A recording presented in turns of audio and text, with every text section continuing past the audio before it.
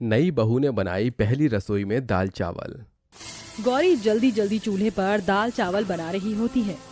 शुक्र है भगवान का, दाल चावल बन गए, जल्दी से दाल में तड़का लगा देती हूँ।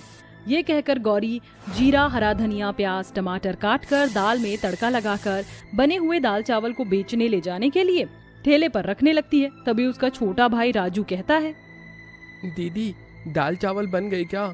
मुझे थोड़ा सा दाल चावल दे दो, भूख लगी है। हाँ ये ले, अब दीदी को जाने दे।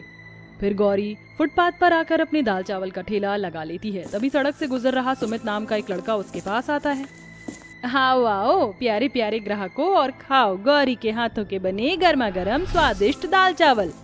सुनिए, जरा एक प्लेट दाल चावल देंगी? ये लीजिए साहब जी। सुमित गौरी को प्यार भरी नजरों से देखते हुए दाल चावल खाता है। अरे वाह, आप तो बहुत ही स्वादिष्ट दाल चावल बनाती हैं। शुक्रिया साहब जी। प्लीज आप मुझे साहब जी मत कहिए, मेरा नाम सुमित है, आप मुझे सुमित कह सकती हैं। दाल चावल खाकर सुमित गौरी को पैसे देकर वहाँ से चला जाता है। सुमित पहला ग्राहक नहीं था जिसने गौरी के बनाए दाल चावल की तारीफ की थी। गौरी जितनी ही गरीब थी, सुमित उतने ही अमीर और बड़े घर का बेटा था। देवर जी, आ गए आप। वैसे आज कॉलेज से आने में इतनी देर क्यों लगा दी?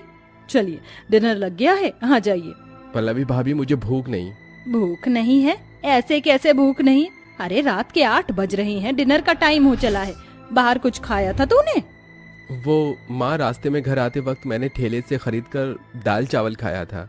देवर जी, आपने ठेले से खरीदकर दाल चावल खाए?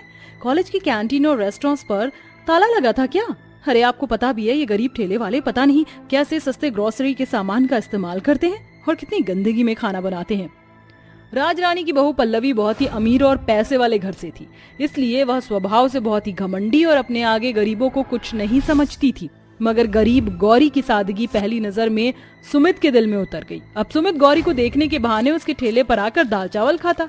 गौरी भी मन ही मन सुमित को चाहने लगी थी, मगर अपनी गरीबी को सोचकर वो रुक जाती। गौरी, तुमसे एक बात पूछूं? तुम ये दाल चावल का ये जो ठेला है वो क्यों